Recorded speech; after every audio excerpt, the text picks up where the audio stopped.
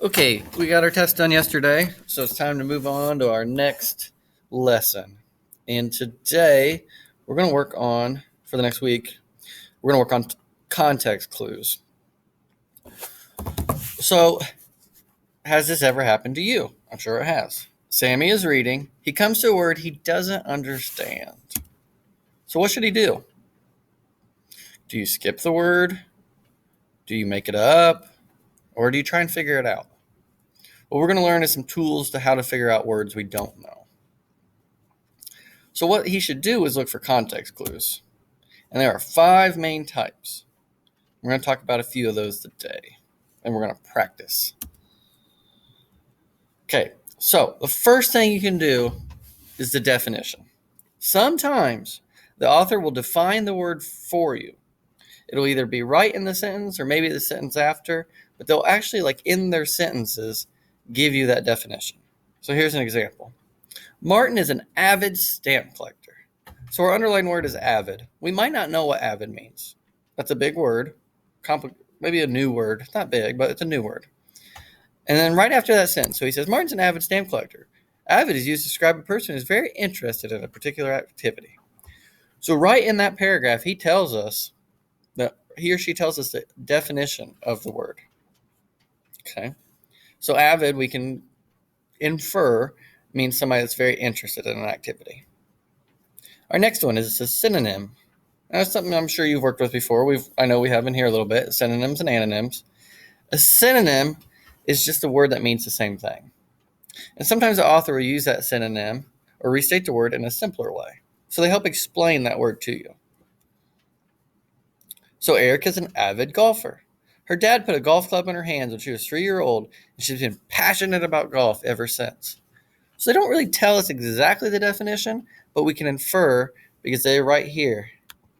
She has been passionate. So she's avid and she's passionate.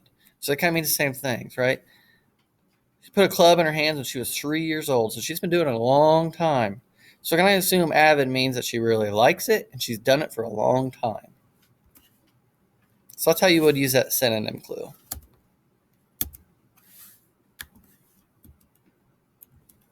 Our next one, antonym. Okay, antonym is the opposite of a synonym. Antonyms are words that are the opposite of a word.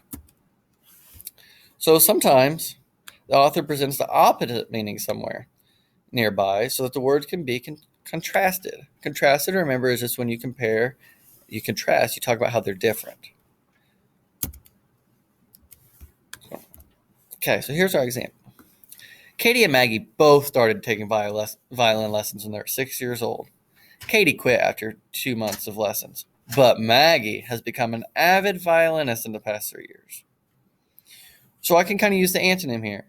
The opposite of the opposite of Maggie is Katie. Katie quit. She didn't want to do it anymore. But Maggie's avid. She's been doing it for the past 3 years. So if I know that the opposite was Katie who quit, then I can say Maggie is quite busy doing it, and she loves doing it, and she practices the violin all the time. Next one up is inferencing. And we worked on this. We worked on this in class. Inferencing, remember, is your background knowledge plus your text evidence. So sometimes the word's not clarified in the same text. The reader must look for clues and make connections to their own experiences or what they already know. So let's see an example. This is a little trickier.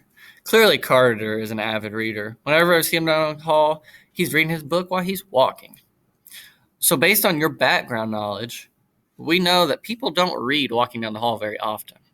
If you see somebody walking around reading a book, you know that they love that book or they just love reading.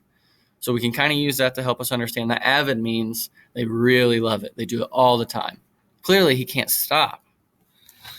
Okay? So inferencing is where you kind of use your background knowledge. You understand the situation because of your experiences in life.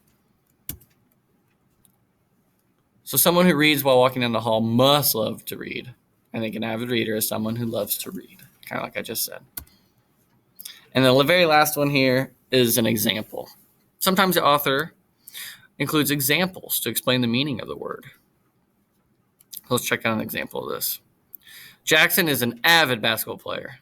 He plays on 2 teams I see him outside shooting hoops every morning before school. So they give us some examples of how he's being avid. 2 teams, practicing outside all the time. So that means he must love it.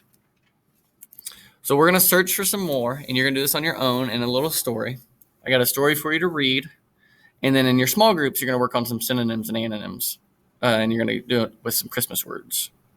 Okay? So hopefully that makes sense. Let me know if it doesn't. I can clarify it a little more. Take your time on the reading and do your best. Good job.